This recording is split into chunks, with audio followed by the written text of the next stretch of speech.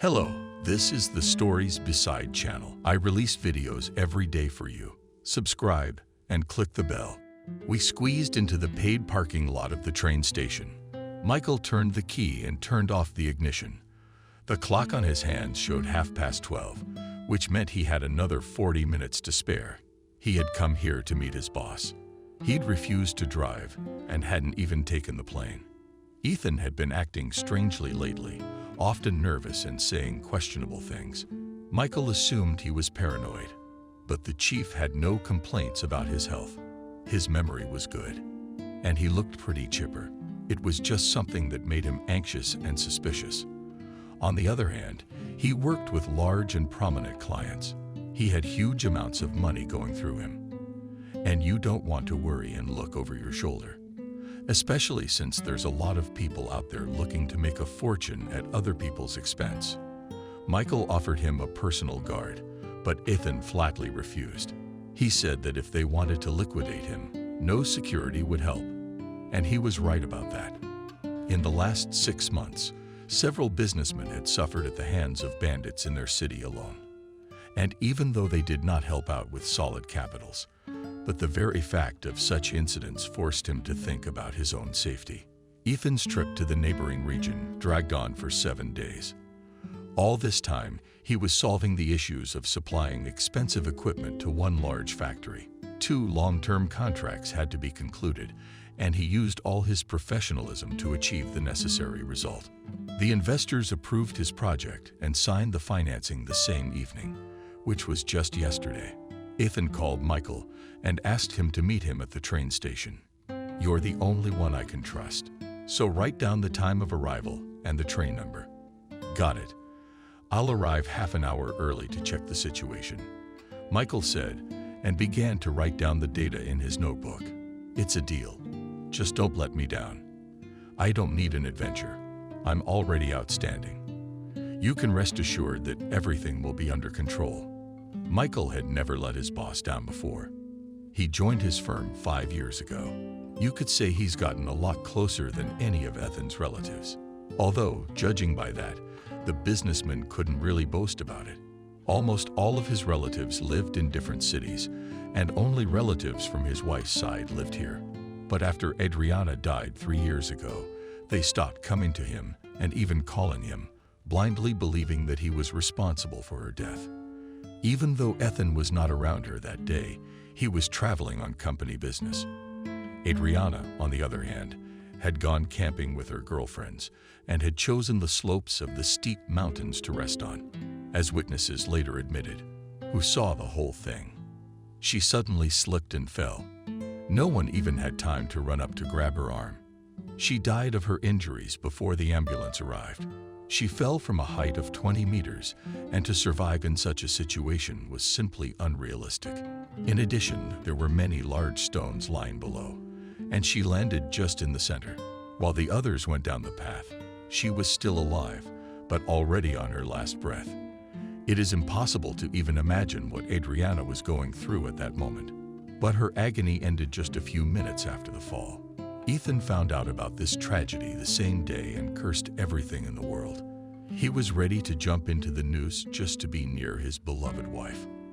But fate prevented him from committing suicide. She took away from him storm clouds and threw unnecessary worries.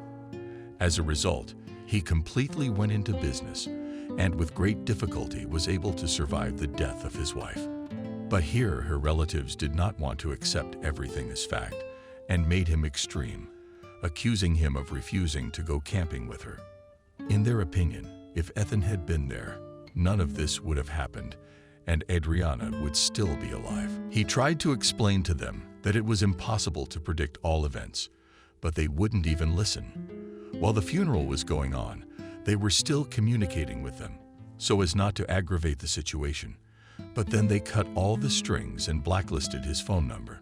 Apart from Adriana's death, another negative factor that played against Ethan was the fact that she failed to produce offspring. She had been unable to get pregnant for a long time. And when there seemed to be a chance, this tragedy happened. And in this case, the relatives are also against him. It's like Adriana had to give birth for them. And only the closest people to Ethan guessed why it happened like that. That maybe Adriana's relatives just wanted to tie Ethan to themselves and milk him like a cash cow. It was more likely that they planned to manipulate the businessman to fulfill their whims. But with Adriana dead, all their hopes were dashed.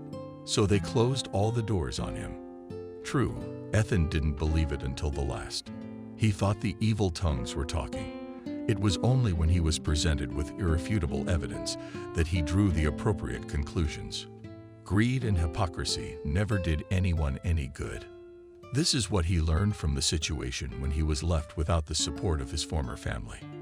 At the same time, he did not despair and did not fall into all sorts of troubles. Michael was there for him. He served as a helper, and at the same time, and counselor, and even best friend. No one had ever helped him so much before. It seemed that in the person of Michael, Ethan found a wand, and he still managed to make a big score. And at the moment, he was on his way back home in a good mood. Looking at the clock again, Michael sighed heavily and said to himself under his nose, "Sit, do not sit, but we must go to meet." The people at the station were scurrying back and forth.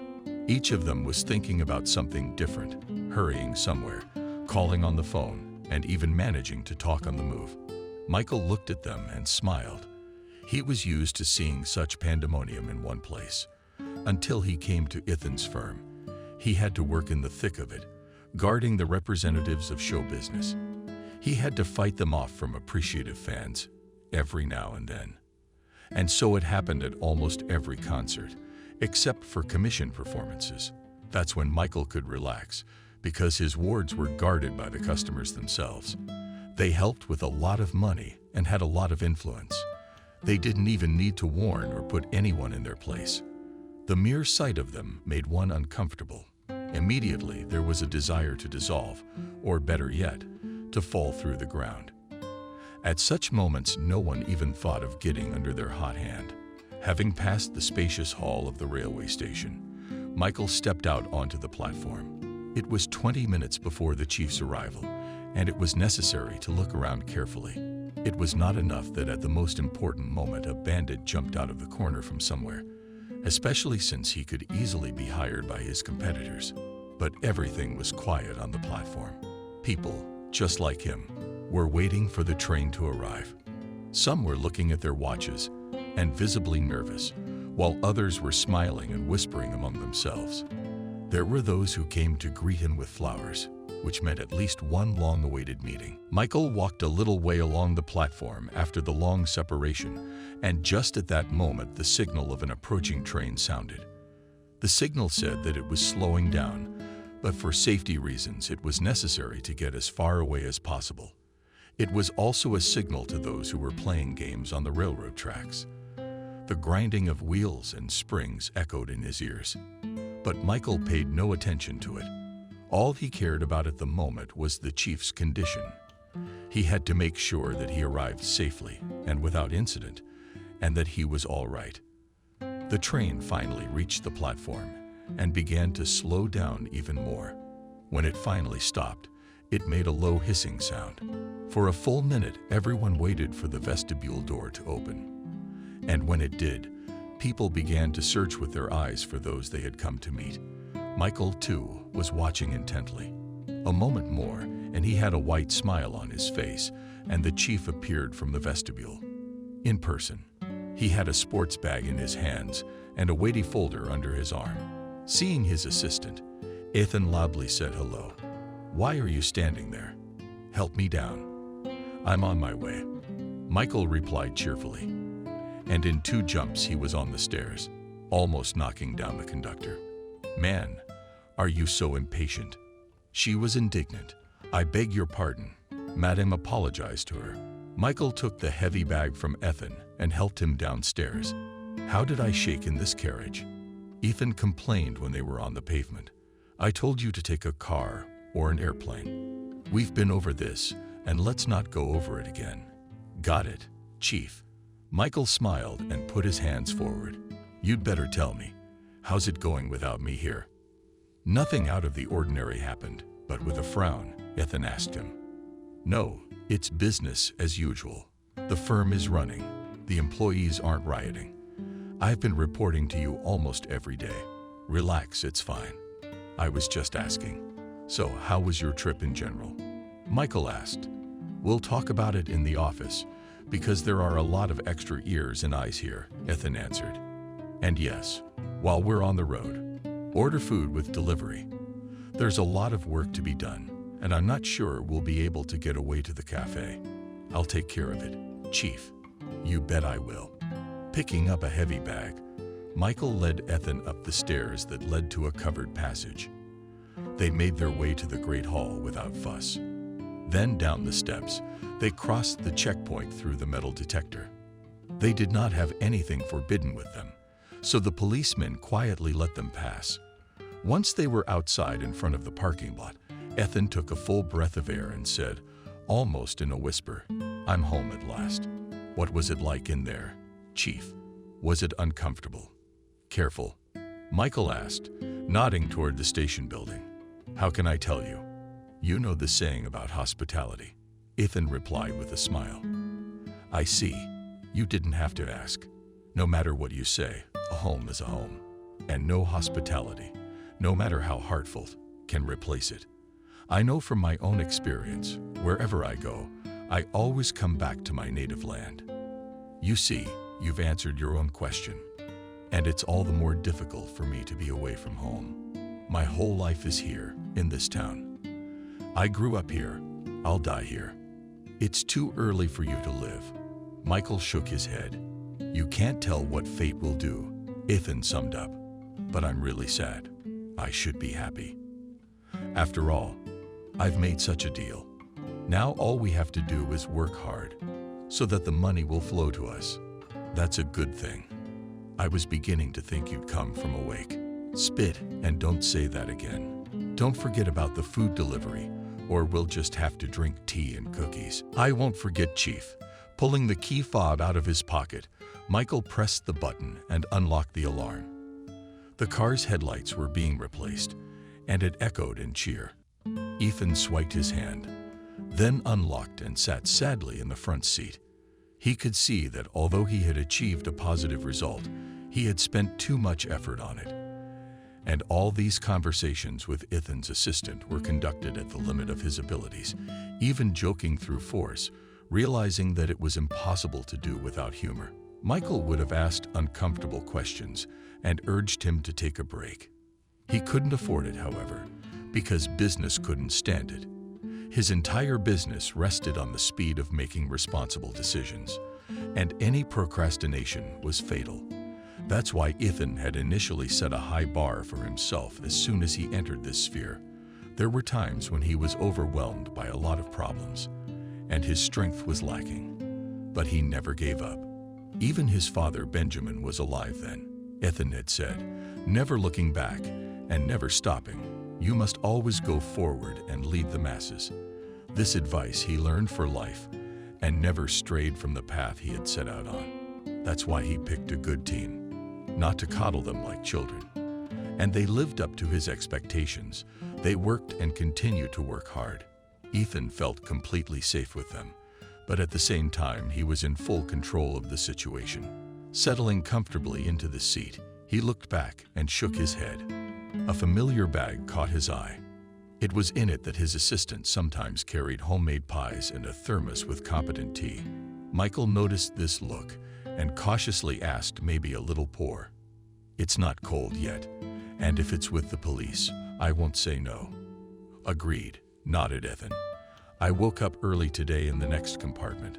There was loud noise. I wanted to doze off again and then go somewhere else. Eyes like an owl's.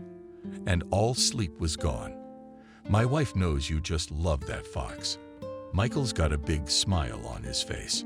Now I'll pour a full lid and fatigue will be gone. You thought I didn't notice how you struggled to pronounce every word. I can't hide anything from you. You're practically my right hand, and I hope you won't let me down. It's not the first year you've been working for me, almost like a family man. Thank you for your trust. Chief, I've never let you down, and I won't let you down now. I'd rather not fail in this place. We'll all go underground someday. Ethan shook his head. The hour will come when it will call us. In the meantime, we must work and create the future. Golden words, Chief. Michael nodded. He took out his bag and poured him a full mug of tea with Militia. Thank you. I'm in need of some pep right now. And while the chief enjoyed his tea, Michael dialed a phone number and ordered food delivered to the office. He didn't bother with the menu and chose large portions of meat dishes. In addition, he added cooling and drinks, as well as a couple of desserts. If we work late into the night, you take care of the contracts, and I'll take care of the finances. Ethan replied, drinking half the tea from his mug. But there are some things that will require your special attention. It's not the first time I've done it, Chief. I can handle it. Michael waved his hand, as if he knew exactly what he was going to do today. It's not as easy as it looks at first glance, but we'll talk about that later. I have an assumption that these investors are engaged in lobbying their own interests, kickbacks, or something. That's a surprise. Not so loud, Michael. We're not talking about a prank. Ethan cut him off and even wagged his finger at him. I'm sorry, Chief. I'm just being emotional. It's so good to see you again. I'm bursting inside. That's good to hear. But don't forget that our business doesn't tolerate talkative and unnecessary fuss. Don't you know how to behave even if you trust everyone around you? Chief, have you become overly cautious? Michael made a remark, and at the same time, you're stating the obvious. I know, but I can't help it. It's Ethan's shoulder. I see traitors everywhere. Don't think I'm including you in that. You're in a special position. I feel in my heart that I can trust you with my eyes closed. This is definitely a happy day. My wife complimented me on my quick bathroom remodel. Did you finally put in new tile? With irony in your voice, Ethan asked. Yes, Michael nodded. I thought a lot about the color and pattern, though. I couldn't find the exact layout. And how did it turn out? Yes, my wife was pleased. So it turns out that she praised me. And you caressed me even more with your words. You're just like a cat that needs attention, Ethan joked about it. My wife has also started to notice that I'm charming. And it's paying off. I want to spend more and more time alone with her. Interesting. And before that, what wasn't the attraction to your wife? Was it all the fault of addiction? The chief shrugged. There seems to be a favorite person, but the feelings aren't what they used to be. There's some kind of fire missing. I don't know, I never had that. Ethan frowned and looked thoughtful for a moment. There was silence in the cabin, and Michael didn't dare break it. He guessed that the chief hadn't just started this conversation. He needed to unload emotionally. And he remembered the dead wife he loved more than life. And to be honest, they hadn't formed the proverbial addiction.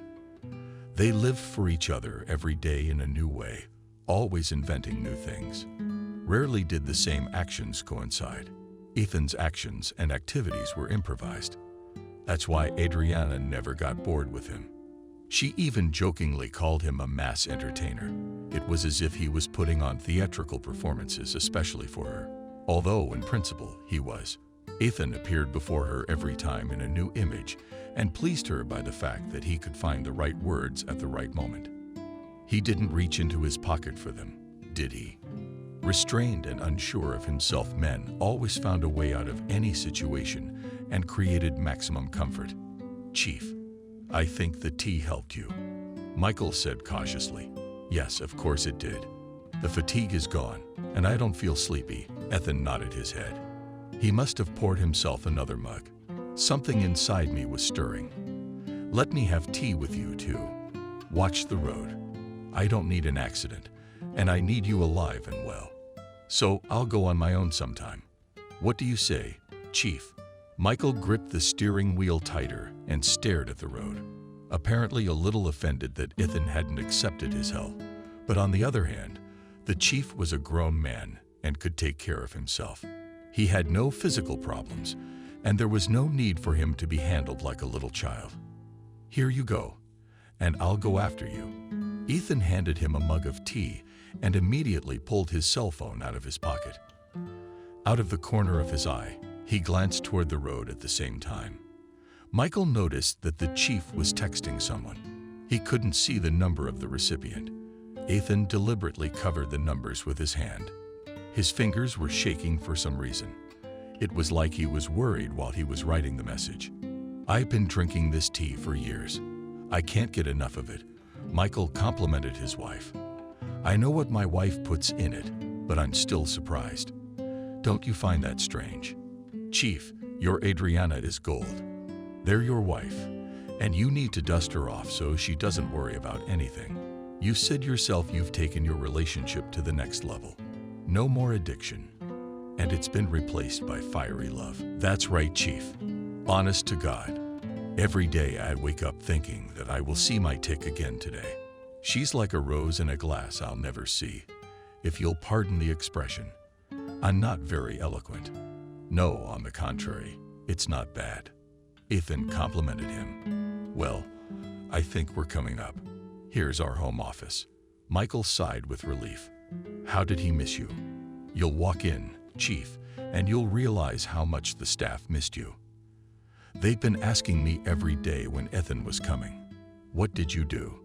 Did you tell them like it is?" I said, "Hang in there. The chief will be back soon.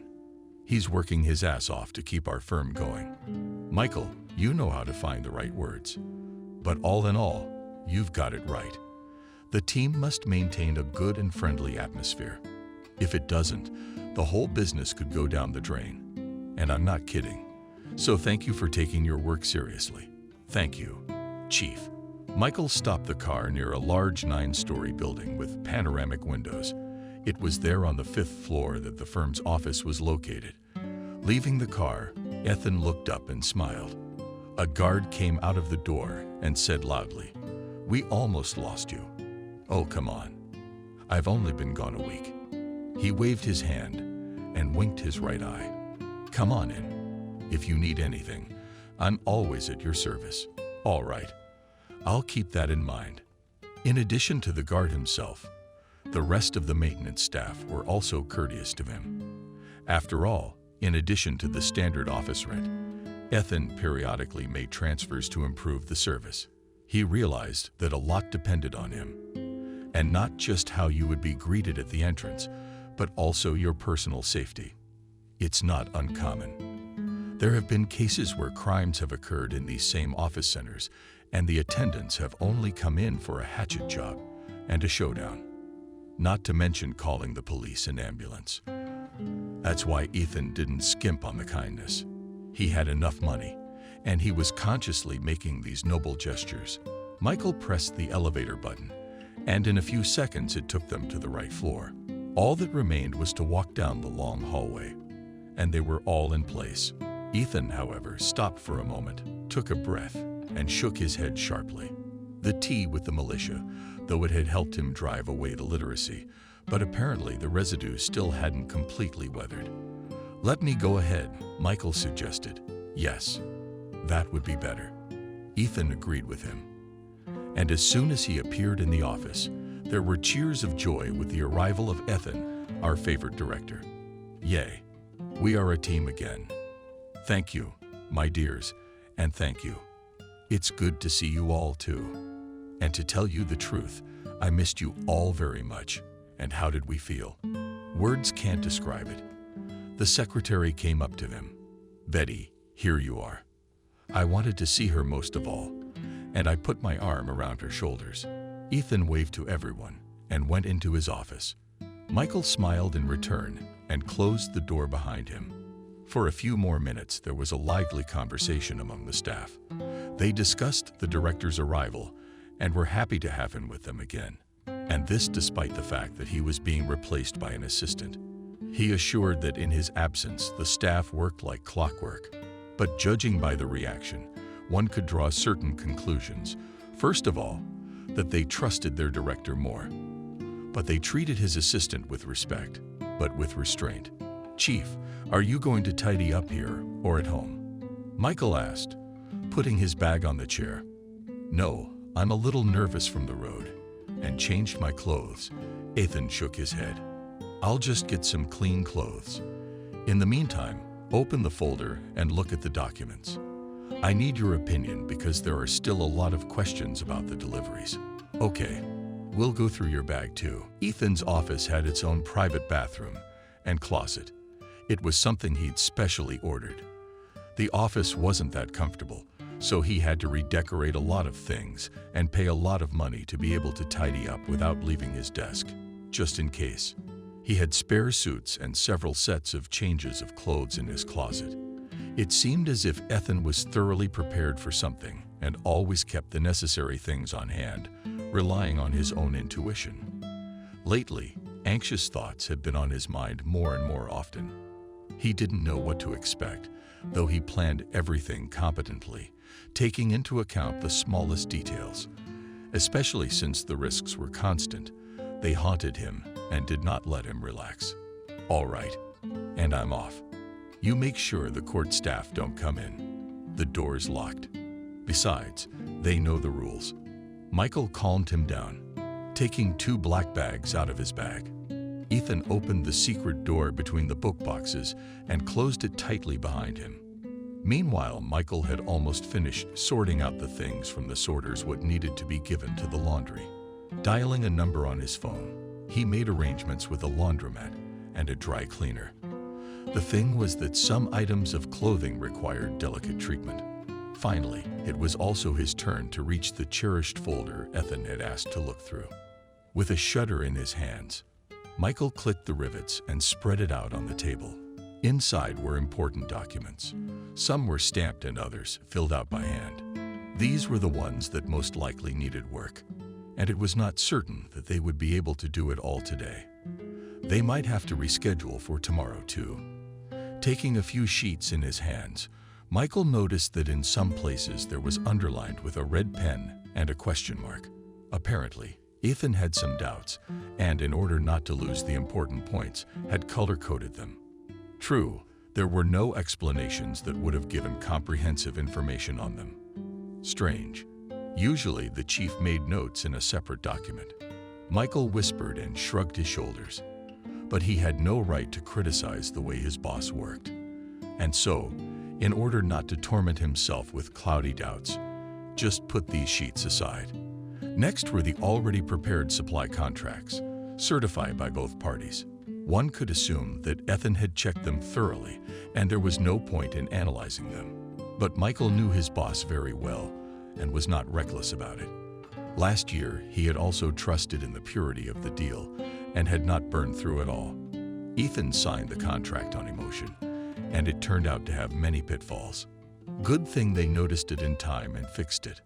Otherwise, they would have had to pay a big penalty. There was a noise from the bathroom, and Michael thought the chief had fallen. "Are you all right?" He went to the door and knocked lightly on it. "Yeah, I'm fine. I just slipped when I got out of the bathroom," Ethan replied. "Did you unpack your bag?"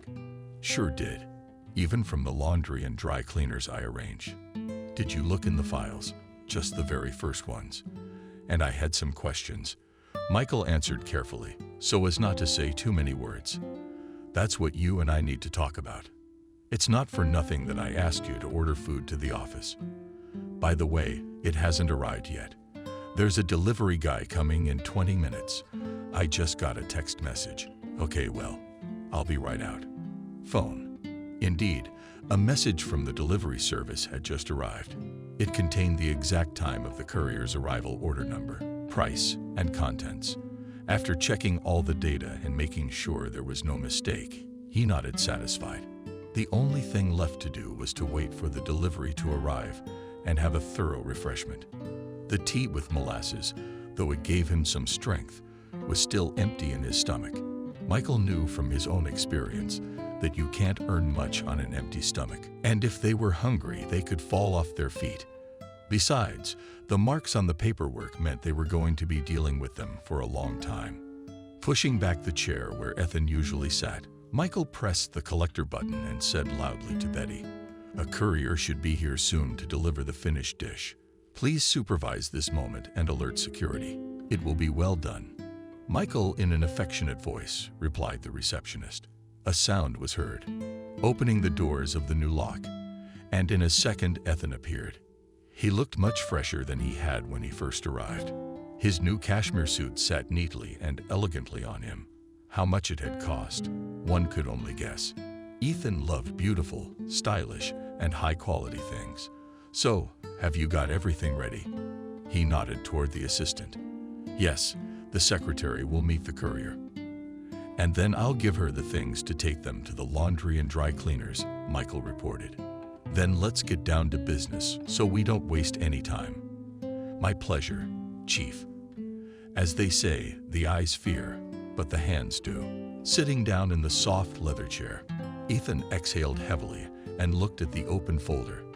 There was an unnatural gleam in his eyes that said he was ready to solve all problems. With a wave of his hand, he asked Michael to move the documents to him. The assistant complied with his request and sat down next to him.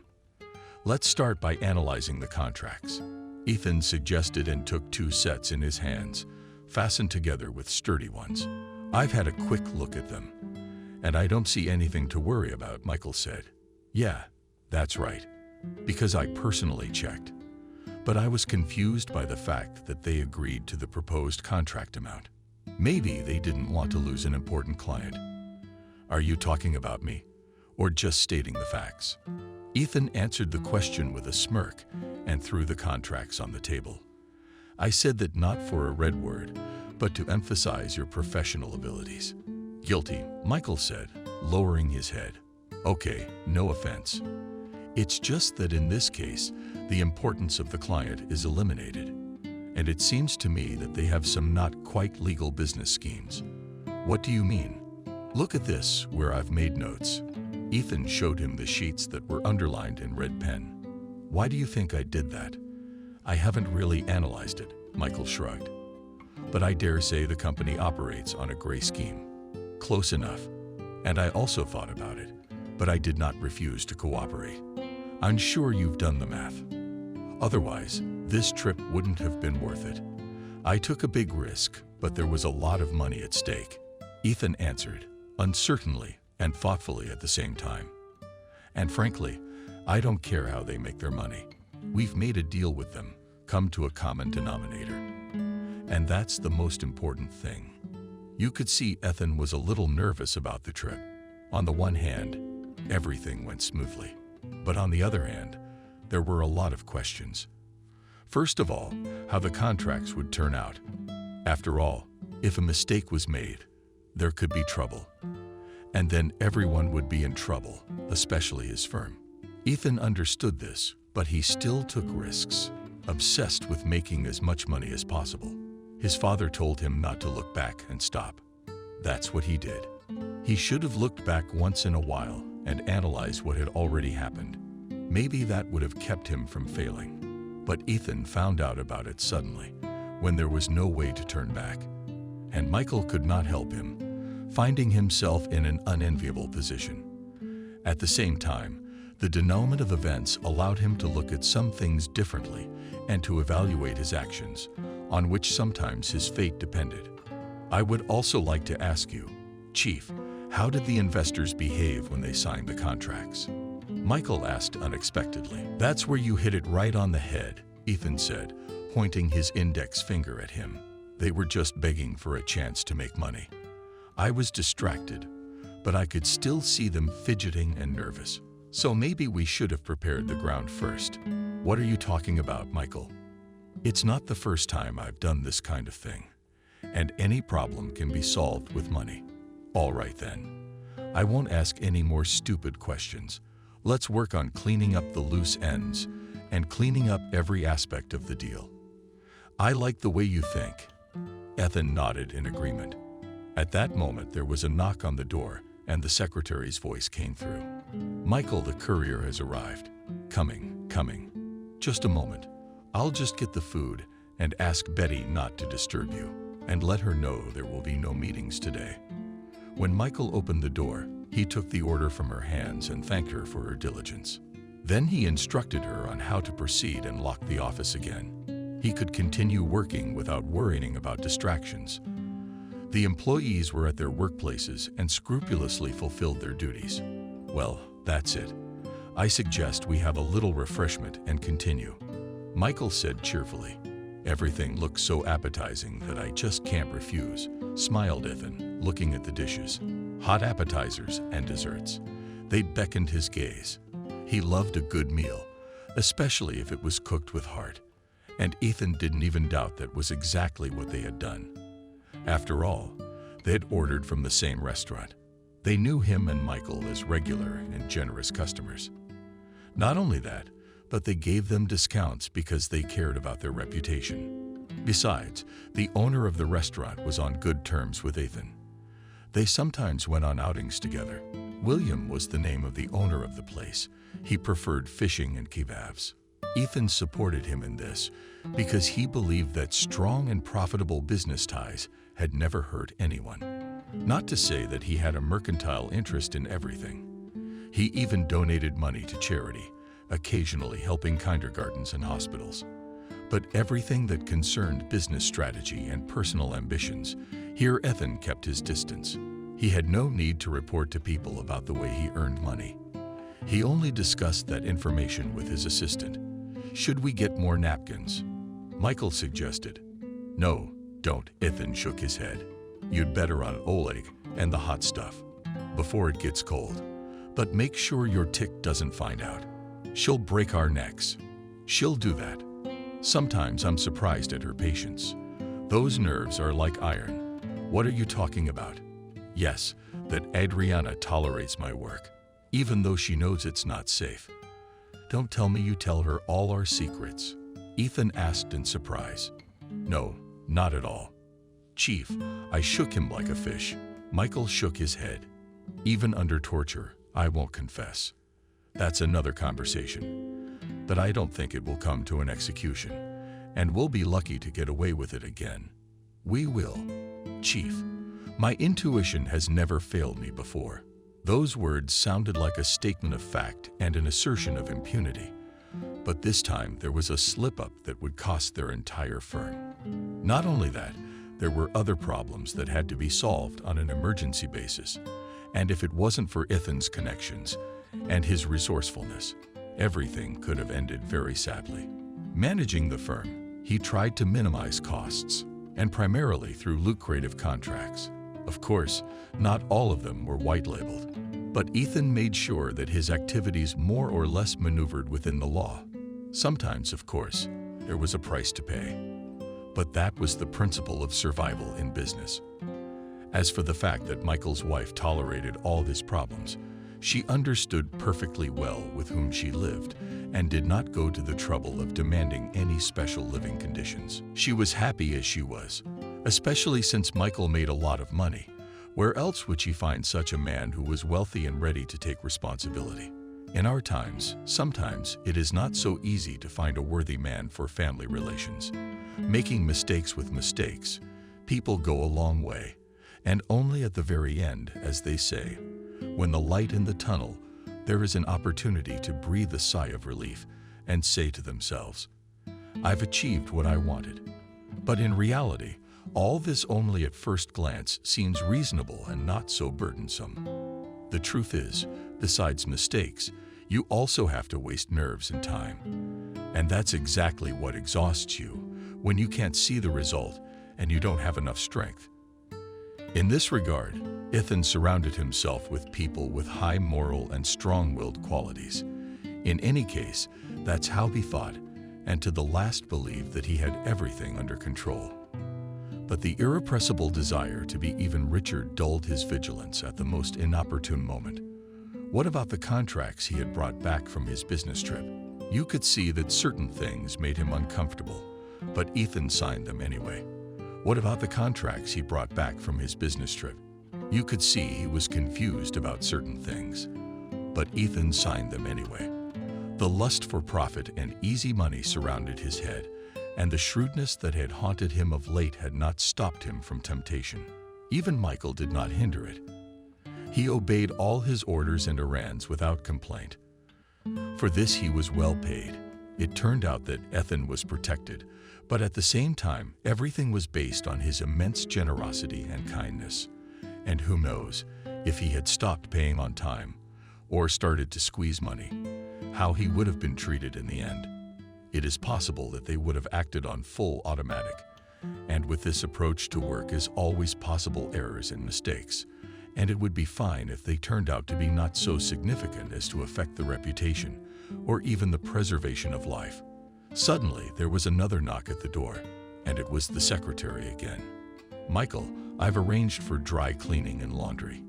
Here's the time and date it'll be ready. Did you tell them to bring it themselves or send it by courier?" Michael asked, taking the receipt from her hands.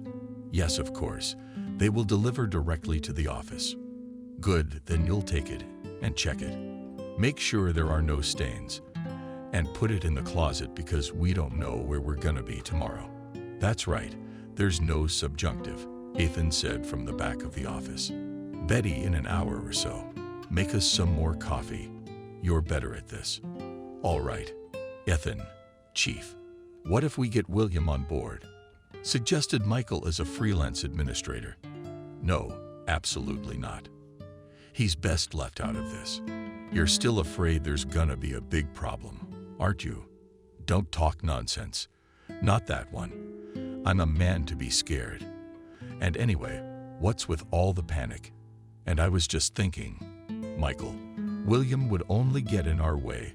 Ethan shook his head and dismissed his suggestion. A freelance administrator. William had only recently joined the company, but he'd proven himself to be a top-notch professional. He was trusted with important assignments, but only those that Ethan was personally sure nothing supernatural would happen. He didn't need any employee-level fiddling. By the way, it was Michael who had recommended William for the job, and Ethan sinfully thought that he was just lauding him. But he didn't bother to find out what this man had to do with him. It was possible that they were friends, relatives, or just acquaintances. Most importantly, William obeyed all orders without question. During 2:00, they checked all documents, trying not to miss anything. Particular attention was paid to supply channels and forms of payment. They had to eliminate any delays so that they wouldn't have to run through various authorities later. Ethan hated to bow down to anyone to get preferential treatment. To him, it was akin to licking a known spot, and he wasn't about to sacrifice his ambitions for a single signature. Ethan scrutinized the signatures and contracts and set them aside. Everything was in order here, so he could relax and exhale. What about these corrections and underlining? Michael pointed his finger at the 2 unprinted pieces of paper. "I've marked the points that will help me solve some of my questions," Ethan replied calmly. "Why don't you tell me what they're about?" "Not now, Michael. You'll find out later." "All right. Then I'll pass the contracts to our managers. Let them prepare the official part of the fulfillment." "Yes, of course. We won't add anything else to them." Michael opened the office door and went out into the reception area. The secretary followed him, but without knocking. She brought 2 white porcelain cups filled with a stray drink on a tray. It gave off such an aroma that Ethan's nose wiggled. Betty noticed this and said cheerfully, "As you asked, Ethan is the best coffee ever. And thank you for appreciating my efforts. You're good. No complaints about you at all." He thanked the receptionist and took the tray from her hands. "We'll be in the office till late tonight, so you don't have to stay. Just let us know you're leaving so we can lock the door." "I will stay if you let me," Betty said and looked at him with loving eyes. That look burned Ethan's face like fire. He could not help realizing that she sympathized with him. But to respond in kind would be to give her an empty hope of reciprocation. Ethan simply had no right to do that. Not only because she was just a secretary, but also because after Adriana's death, he still had feelings and emotions deep inside him. "It's your decision, Betty," he told her after a moment's hesitation. Exactly the same amount of time passed while they looked at each other. And it was a good thing he hadn't seen it, Michael, or he would have started asking uncomfortable questions. But at the moment he was fiddling with the contracts, giving the management team their last orders. Michael behaved like a boss and didn't hesitate to make them feel responsible. He didn't want to be embarrassed in front of Ethan, let alone have to correct his own mistakes. "I'm in no hurry anyway, so I'll support you with my presence. Betty said, and left the office. Ethan sighed heavily and frowned nervously with a gulp. He definitely liked the receptionist. He'd been so excited when he'd seen her among the staff. He wasn't even ashamed to admit that he had missed her immensely during the trip. And had only said that, hiding his ardent feelings for her. He only further created internal tension. He needed to let his emotions out, so they wouldn't weigh on his heart. But Ethan was morally incapable of flirting with every woman he met. His self-esteem would plummet, and he'd become an irritant, along with a sham. Michael's voice came from the back of the office, which meant that he had resolved all the contractual issues. As he passed the receptionist, he noticed a slight blush on her face. She was also hiding her eyes as if she had just made a mistake. "Betty, watch me not get carried away, and the chief is not hypnotized." "Oh, come on, Michael. I just brought coffee. By the way, there's a nice cup of beer waiting for you in there." "Thank you. You know how to be respectful." He smiled and winked at Michael. "The management department is loaded," Ethan clarified, and rubbed his hands together. When the assistant closed the door behind him and sat down next to him again, "It's all right. It's already working." "Very good. Then let's check the rest of the paperwork and go home." However, further discussion and arguments dragged on well past 0 o'clock.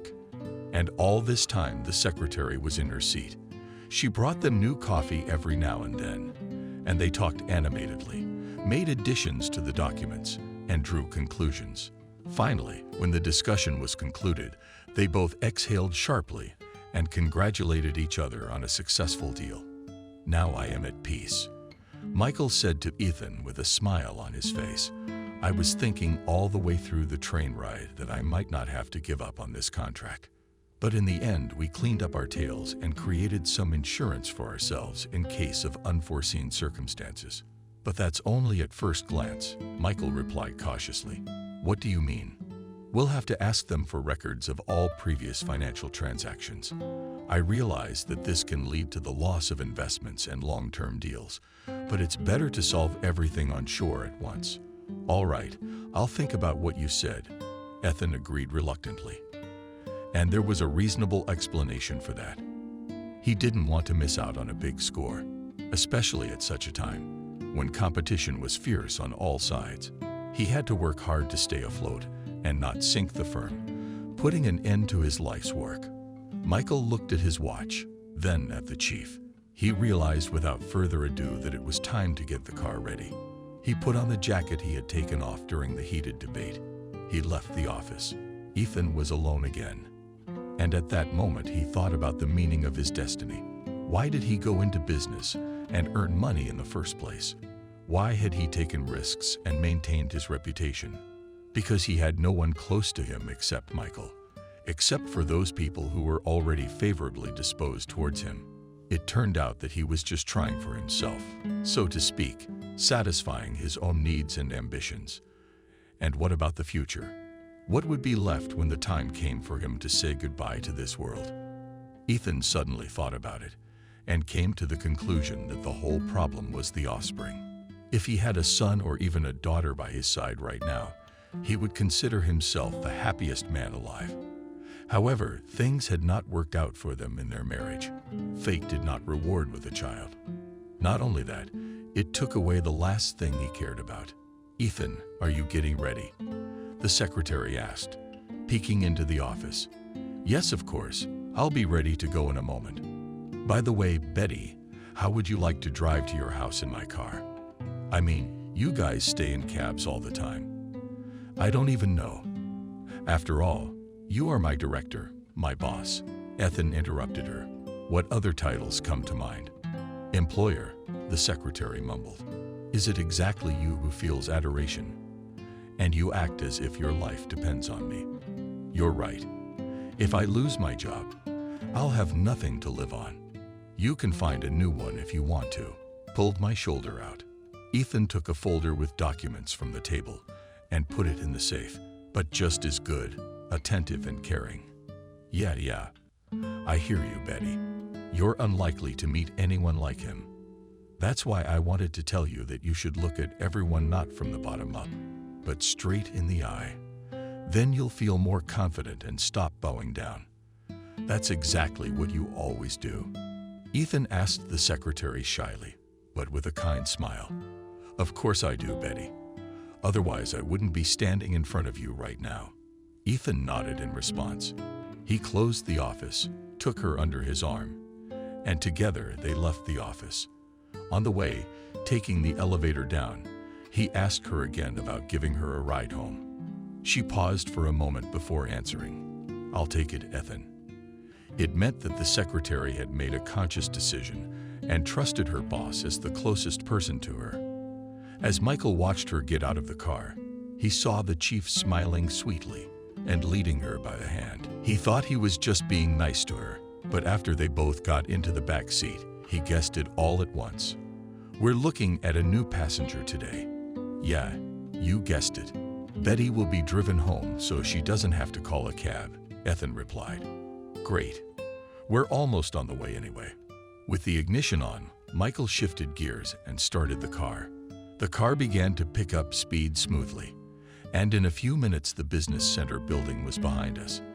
Ethan paused, panting and glancing at the receptionist every now and then. She, too, was squinting in his direction and nervously rubbing the fingers on her right hand. Such a suggestion on the part of the chief discouraged her greatly. It was the first time he had spoken frankly to her and even expressed his opinion on how a person should behave in any situation. Just voice what was already an immutable truth. But the result was quite vivid and emotional. While driving to the secretary's house, Michael did not even ask a single leading question, although he was tempted to tease the chief with some caustic joke. But he was afraid that he would react inadequately and make him apologize. So he showed restraint, stepping on the throat of his own curiosity. At the same time, he occasionally glanced at the couple in the rearview mirror. It was very interesting to him to watch them driving in silence and not even trying to talk about something. But he had no idea what his boss was thinking at that moment. There were no less questions about the secretary's thoughts, but she only modestly looked at the passing cars. She was not at all interested in Michael's scrutiny. Betty knew her place in this life and was calm about what was said and thought about her. Even now, when the chief seemed to be showing her favor, she still acted reserved. Besides, it could have just been the euphoria of a good deal. And for example, tomorrow the chief would be a completely different person, pay no attention to her, say a dry hello and ban her from his office. That was exactly the kind of thoughts that were hovering in her head at the moment. She sat next to him, but felt no attraction. On the other hand, her heart at times pushed her to take decisive action. But all she could manage was to look at the chief with loving eyes. Just a few words or steps were not enough for the denouement to come. Betty was angry with herself for not being able to confess her feelings to him, and he pretended not to notice. And this went on for quite some time. Here we are, Michael said loudly, and stopped the car near a 5-story red brick house. Thanks for the ride. I'm really embarrassed. The secretary replied, embarrassed. Oh, come on, Betty. It was I who suggested it, not you who asked for a frown, Ethan reassured her. You can come to work tomorrow afternoon. Michael can handle everything himself. Chief, what about you? I'm going to need a couple days alone. I can afford it. What do you say? Yes, of course. The assistant and the secretary stammered and answered in unison. Thank you for letting me. Good day to you, Betty. I hope my words about the meaning of life will please you for sure. Ethan. She nodded goodbye to him and left the car. And now home. I'm really tired, Ethan commanded, and Michael drove the chief to his country house. On the way, they discussed the work plan for tomorrow. Ethan also asked his assistant to keep in touch with him at all times. What could that mean? He didn't explain, but it was clear that there were some unresolved issues that kept him busy, and soon they made themselves known, disrupting all plans for a bright future. Michael turned on the headlights as he drove up to the house, and their rays reflected the splendor of the mansion's expensive finishes. There was no other way to call Ethan's dwelling 2 stories, plus a covered terrace, created a truly unique atmosphere. What can be said? But even here, the spirit of luxury was pursued. At the same time, well-appointed dwelling with beautiful finishes characterized it only on the positive side. It was immediately obvious that he did not scrimp on the exterior of the house and created from it a real cradle for comfortable living. But Ethan didn't feel so cozy alone. "Shall I show you out?" Michael asked. Did he open the door to the cabin? "No, that's okay. I'll walk myself. You go on ahead. The tick must have waited for you. Say hello to her for me. And tell her not to be mad at me for coming home late. She's an understanding wife. She'll be fine." "Okay, then I'm fine with you." Ethan waved him off and headed for the big gate. With a push of a button on the key fob, he turned off the alarm and only then opened the front door. Michael had been watching him all this time, and there was a kind of wariness in his eyes, as if he were thinking about something bad. But he was afraid to say it out loud, or maybe he was doing it on purpose. And here one could only guess what was tormenting him. It is not excluded that Michael made some plans concerning his further destiny. He, like Ethan, had recently begun to have ambitions of his own. He could argue and prove his point, despite the fact that he was only an employee. His status as an assistant did not give him the right to behave that way. But Ethan had forgiven him for his loyalty. Even such antics, and occasionally praised him, creating for him the image of an irreplaceable employee. But he didn't realize that no matter how well he did his job, sooner or later the dark essence will come out and show itself in all its glory, ignoring all norms of morality. In a word, Ethan believed that his assistant was certainly not proud and would not jump above his own head. But he was sorely mistaken, blindly believing in his loyalty. But the next day, he found out the other side of the coin, or rather, he was presented with the hard facts. And it was done by a man he never expected to see in his house. In any case, he had not expected that the echo of the past would turn into something serious. As he closed the door behind him, he heard Michael step on the gas and whisper, "I knew he'd be catching up." Ethan had recently learned that his assistant was addicted to racing. Outside the city, a large company of drive lovers was gathering. There was an empty track of 2 kilometers long at night. Almost no one drove on it. So they were having fun. But it didn't come without consequences, and someone would get into an accident. Michael had so far been spared such a fate, and he continued to teach, despite the fact that Ethan had warned him several times about the danger, even threatened to leave him without a car if he didn't stop speeding. But to the man, it went in one ear and out the other. He didn't take it seriously. He did these warnings as he saw fit, because it only concerned his health and life. You could say that he was also taking risks like the chief, but he didn't have the necessary insurance. What can I say? He didn't even have a second life. And if he had lost one, he would be considered to have trampled the earth for nothing. Climbing the marble steps, Ethan opened the massive oak door with his key and stepped inside the hallway.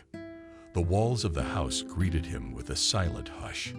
He looked around them, sighed heavily, and spoke in a national voice. "And I am glad to see you. My ancestral home." And if at that moment someone from the outside, observing such a picture, would have thought that the man had gone mad.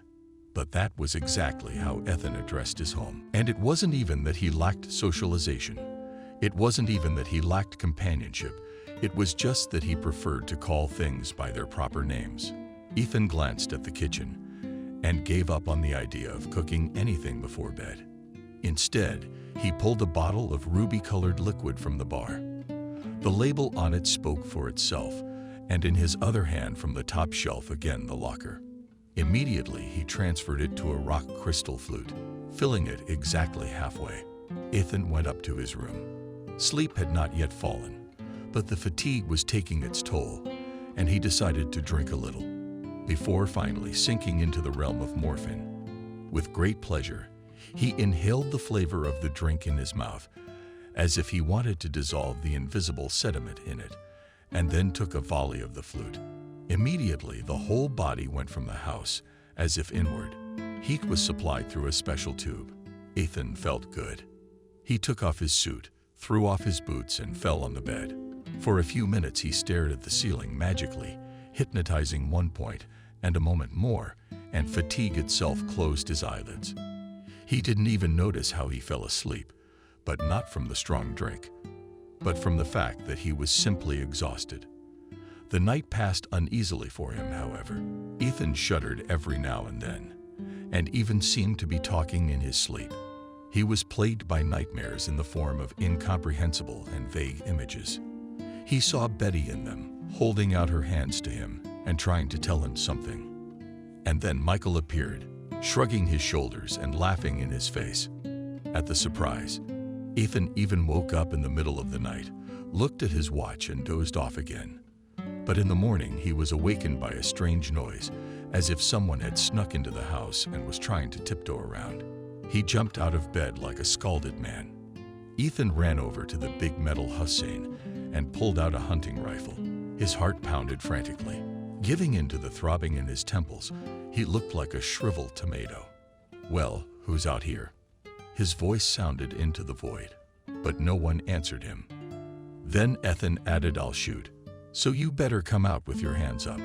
A moment later, there were tentative footsteps from upstairs, and a young man came down to him. He looked just like him, with the same curly hair, nose, and writhen lips.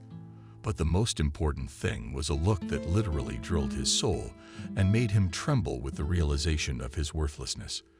The thing was, Ethan sometimes looked at people the same way, and he did it deliberately to make them feel his superiority. It was also a way of checking out who was treating him the same way. It was not for nothing that Michael's assistant often stood in front of him, not because he wanted to get promoted, but simply because he was under the influence of his magical gaze. And now in front of him stood a man who looked like him, only with a difference of 25 years and without any desire to take the upper hand, just staring fearfully, holding a black bag in his hand. There was nothing in it, no heavy object to maim. The guy clearly didn't come here for that, and he didn't plan to kill them. He'd probably broken in to get something to eat. Ethan lowered the gun and ran a hand over his face. "I'm not a thief. I just had nowhere else to go." Suddenly the guy said, "Don't you have a place to live?" "You could say that. I'm broke now. Even my life is hanging by a thread. So you've decided to get into someone else's house out of desperation. You picked the biggest, nicest mansion you could find, and you thought it would be a good place to make a profit." "No, I didn't. I didn't need to steal." With a heavy sigh, the boy replied guiltily. He lowered his head. "Though, to be honest, I've been through so much trouble that breaking into someone else's house could be considered a harmless pity." With a frown to his eyebrows in a way, Ethan asked, and took up his gun again. "Please calm down. I didn't hurt you. Believe me, that's not why. I needed to break into the house." "Well, what was it for, I wonder? Don't tell me you were dreaming and you couldn't find anything better. How do you sleep here?" The boy clamped his lips shut and tears came from his eyes. Ethan hadn't expected such a turn, and on full automatic, handed him a handkerchief to wipe his face with that nervous eye. "Suddenly I was your son, and I had no one else to turn to." "What son? What are you talking about?" "My name is Liam. My mom, God rest her soul, Cindy." "No way." "I am," because Ethan's breath caught, and he couldn't even finish the sentence. Instead, he sat down on the bed, put the gun down, and clutched his head. For over a minute, he sat in that position until Liam spoke again. "My mom didn't tell me who my father was until just before she died. Before that, she said he'd abandoned us. She never showed me any pictures. I guess she was afraid I'd find you and confront you." "No way, no way," Ethan said again. "I'd only met her for a short time." "Was that enough to get her pregnant?" "It's different for everyone. Like, for example, someone I know." "Yeah, wait, I need to get my head together. I still can't believe it. You're not happy that I made your son cry?" asked Liam, and sat down next to me on the edge of the bed. "How can I tell you? Kind of glad. And good at the same time. I understand you. You don't have to go on." I'll be out of here in a minute. And I'm sorry I bothered you in the right way. Mom didn't want me to find you. Don't go. Stay, son. Ethan said the word and couldn't believe it himself. Only 24 hours ago, he had been a rich man, a widower, and now he was a father. He couldn't contain his emotions. He hugged Liam and sobbed. Tears streamed down his face, and his shoulders shook in unison. Ethan snuggled into the boy's shirt, and he soon felt the quickness she couldn't. It seemed sincere and without pretense. Richer, he didn't squeeze the tears out of himself. He was really and truly crying. Liam patted him on the shoulder and quietly said, "I'm sorry, Dad, that I made you cry. It was bound to happen sooner or later." Ethan said through his tears, "I've been testing fate for too long. I've been basking in the glory. I didn't notice anyone around me. I've lived for myself, like the whole world was made for my whims." That sounds like a confession of selfishness. Liam smiled faintly and ruffled his hair. And it is. After my wife died, I changed a lot, and I didn't appreciate what I had. I didn't even enjoy the smallest things. I tried to grab as much as I could. One-handed mushroom picking. Don't criticize yourself. Dad, that's life, and everyone adapts as best they can. Wise words, son. I used to think the same way. Ethan got out of bed and put the gun back in the safe. Now tell me, what's the trouble you're in? Are you sure you want to hear it? A frown. Liam asked. Yes, son, especially since you brought it up yourself. And I have a golden rule. If you say A, say B. Otherwise, you shouldn't have started this conversation at all. Honestly, I don't know how it happened. I've been set up, yeah. So I have to hide from who? The police or the gangsters? Ethan asked in surprise. Probably both. Because I'm accused of financial fraud. But I've never stolen a dime in my life, let alone 1 million. Let's go to the bathroom. You need to clean yourself up, don't you? Yeah, I could use one too. And the floor will remain. I barely woke up before I could wipe my eyes. And here's the surprise. Again, I'm sorry. I didn't mean for it to happen. Oh, forget it. Ethan showed him into the bathroom, and while he cleaned himself up, the kettle boiled. He hadn't planned on making breakfast this early, so he just made sandwiches. A few minutes later, Liam came into the kitchen and sat down at the table. Go ahead and eat. In the meantime, I'll go too. If anything, there's everything you need in the fridge. Take it, and don't be shy. Ethan went into the bathroom and thought for a moment. He's definitely my son. Maybe it was some other Cindy. The sudden doubt made him worry. He suddenly came to the realization that he had a complete stranger eating sandwiches and drinking tea in his home, and no one knows what he's up to, probably wanting to put his guard down. The contrast shower, however, cooled his inflamed brain a little and brought Ethan to his senses. He didn't want to go crazy and then rush around the house looking for a safe place to stay. Listening to his own intuition, he exhaled a sigh of relief, and immediately doubt was replaced by affirmation. No, my son is definitely mine. In just 10 minutes, Ethan had wiped his ear on us and put on his robe. Then he came out of the bathroom and joined the meal. Liam had managed to drink his tea by then and just waited silently with a look on his face. The boy had a mask of anxiety and desperation. He really did need help. Well, now we've calmed down and we can talk normally, Ethan said. Let's get to the point. Don't hold anything back. And to the point. Pretend you're in a doctor's office. I'll try. It's not easy. With excitement in his voice, Liam replied. He began by telling his life story, and it turned out that his mother was the same Cindy. She was the one with whom Ethan had had a fling. But at that time, he was not yet acquainted with her, who later became his wife. And so cheating was out of the question. Liam did not complain about fate and simply said that he and his mother were doing the best they could. He even gave some examples when they had to save money on everything. At the same time, he studied diligently with honors, graduated from school, and entered the institute. Having received a higher education, at first Liam worked in production, gained experience, and improved his qualification, cherished hopes for promotion. And it didn't take long. True, in another company, where he was invited to the position of senior manager, Liam proved himself to be at his best, and he began to be entrusted with more important matters. He even negotiated and supervised deals. But in the end, it turned out that he was just being used to launder money. Before he knew it, he became a suspect in financial fraud. And from that moment on, they were all over him. The owners of the company demanded damages because their reputation was damaged. And the thugs put him on the meter, so he owed a lot of money. And on top of that, he's got a criminal record. How did you end up in such a mess? Ethan shook his head. By the way, what's the company? I didn't hear the name. Yes, a lot of people know about it. Liam replied grudgingly and showed him his business card. What? Well, I work with them. I sign new contracts. Are you sure you haven't mixed up anything, son? No, Dad, I've memorized this name for the rest of my life, and I still have a heavy residue in my soul.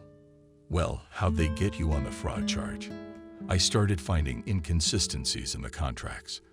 I soon found out they were laundering money.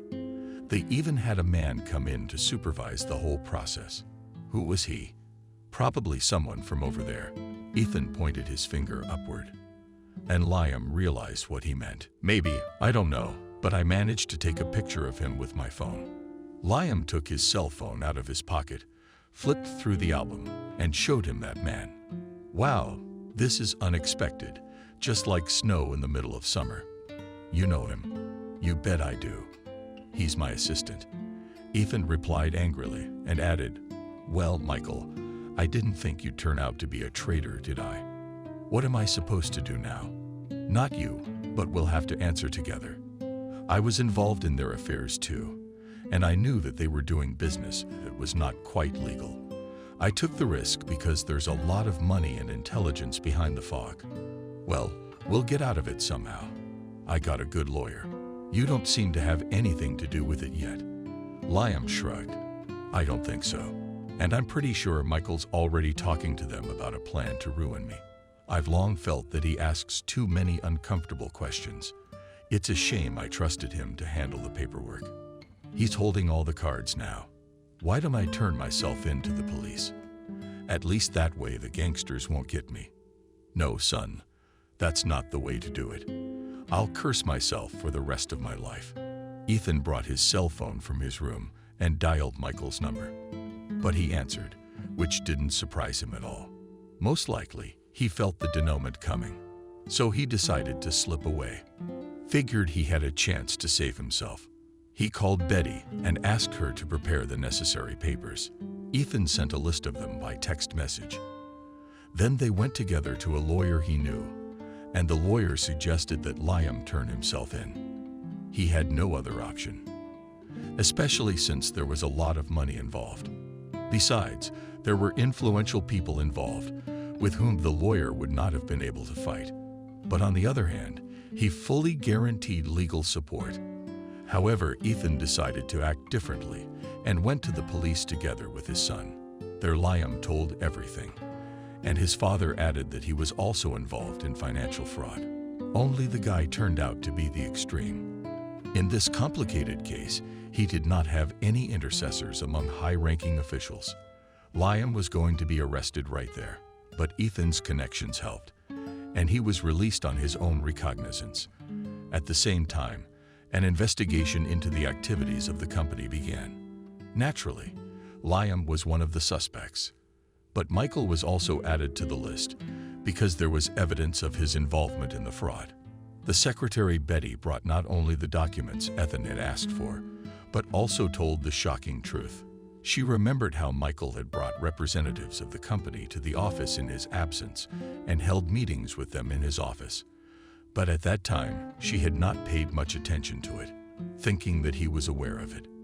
And now, in the light of the circumstances, there was an opportunity to arrest Michael and interrogate him. It took 2 days because he skipped town, But the operatives managed to find the location of the assistant. He did not deny and confessed to everything. Gave up his handlers and patrons. It took investigators exactly 1 month to unravel this tangle.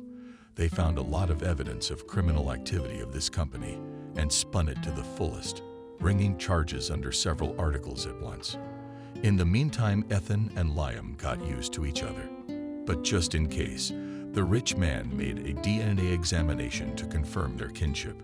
The results came back positive when he opened the envelope and read the data. "And you doubted, Papa, that I was your son?" Liam asked him with resentment in his voice. "No, I was just preparing the ground for the transfer to the company." Ethan answered with a smile. "What do you mean?" "We'll see how it turns out. We may have to part with some of the business. I suppose if we can get away with it, it's going to cost a lot of money. Don't worry, Daddy's head works, so we're not going down." After the investigation was over, Ethan and his son were also in the dock. But given their heartfelt confessions and their connections in certain circles, they got off with substantial fines and suspended sentences. In fact, both became victims of swindlers, fell for easy money, and were involved in a criminal scheme to launder money. By the way, after they were released right in the courtroom, Liam took a small photo out of his pocket and handed it to his father with the words, "My mom left this for me shortly before she died. It's true, because you and I look a lot alike." Ethan looked at the picture and saw himself as a young man. He stood next to Cindy and put his arm around her shoulders. Tears of happiness and joy fixed his face. An echo of the past had come back to him in the form of a gift from fate. And now he was not alone in this life. "I'm so glad I have you, son." Ethan pulled Liam to him and gently ruffled his hair. At that moment, a black foreign car pulled up to the courthouse, and Betty got out. She was wearing a beautiful silk dress with a sash and high-heeled shoes. Ethan stared at the splendor and almost tripped. But Liam managed to support his father and said, "So, Dad, a clean slate and a new life." "Yes, son, but I'd like Betty to be there too. What do you say to my dating proposal?" "I'll think about it. We'll have to see how you behave." "Okay, I'm good at waiting," Ethan nodded. He took her hand and kissed it gently. That was the end of the long road to happiness. Liam stayed at his father's house and Betty accepted his proposal, and they started dating. From that very moment, Ethan's house was no longer empty, and the walls were no longer overcome with silent stillness. On the contrary, they hummed as loud and joyous voices echoed through them. As for the firm, after litigation and trials, it was saved, albeit in a truncated version. Father and son actually started from scratch to create a business and refused to gray schemes, despite the fact that they promised quick enrichment. They had had enough of the previous bitter experience when they almost lost their freedom. Michael and the whole company were sentenced to long terms. During the investigation, other frauds surfaced. It turned out that they had everything was put on the stream.